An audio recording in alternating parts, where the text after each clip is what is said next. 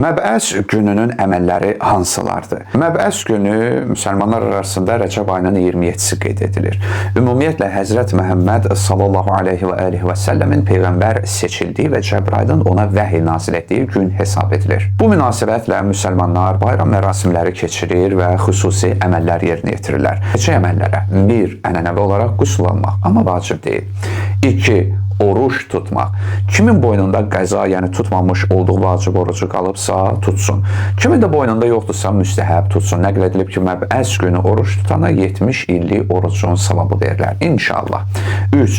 Həzrət Məhəmməd salavatullaha və əhl-i beytinə çoxlu salavat demək. Bacarırsınız 100 salavat deyin, hədiyyə edin. 4. Həzrət Peyğəmbəri ziyarət etmək. Heç olmasa bir salamla və ya bir Fatihə oxuyub hədiyyə etməklə bunu edin. 5. Rəyyan ibn Səddən nəql olunub ki, İmam Cavad Bağdadda olarkən Rəcəb ayının 15-ci günü və 27-ci günü oruç tutdu. Bütün xidmətçiləri də oruç tutdular. O bizə 12 rükət namaz qılmağı tapşırdı. Hər dəfə deyirəm 12 rəkət, yəni 6 ədəd 2 rəkətdir. Namazdır ki, hər 2 rəkət də ki, təşəhhüdləri və salamları ilə bitir, durub yenidən növbətini qılırsan. Bu namazların hər rəkətində bir dəfə Fatihə və bir də istədiyiniz surəni oxuya bilərsiniz. Namazı bitirdikdən sonra 4 Fatihə, 4 İxlas, 4 dəfə Fələq və Nas oxunur. Sonra 4 dəfə bu zikr deyilir. La ilahə illallah, vallahu əkbar və subhanallah, vəlhamdülillah, və la havlə və la quvvətə illə billahil aliyyil azim. Sonra isə 4 dəfə bu zikr deyilir. Allahu Rabbi la uşriku bihi şeyən. Yəni Allah, Allah mənim Rəbbimdir, heç bir şeyi ona şərik qoşmuram.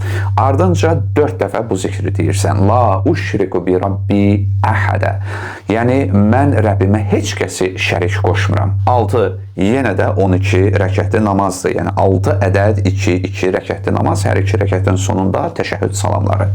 Hər rəkətdə yenə Fatihə və istədiyiniz surəni oxuya bilərsiniz. Hər o 2 rəkətli namazı bitirib təşəhhüdün salamlarını deyirsiniz, növbəti 2 rəkətə başlamamış onun arasında elə oturduğunuz yerdə, yəni namazın təşəhhüd salamlarını dediyinizdən sonra bu duanı oxuyun. Skrinini qeyd edirəm. İndi bu 12 rəkət onları bitirdikdən və dua da bitdikdən sonra Fatihə, İxlas, Fələq, Nas, Kafirun, Qədr və Ayət-əl Kürsünü 7 dəfə oxuyacaqsınız. Ardınca 7 dəfə də bu zikr deyəcəksiniz. Yenə də La ilahə illallahu, vallahu əkbar və subhanallah, vəlhamdülillah, və la havlə və la quvvətə illə billah. Ardınca 7 dəfə deyəcəksiniz. Allahu Rabbi la uşriku bihi şeyə. Ardınca da nə istəyirsən mənim əzizim, dua edə bilərsən.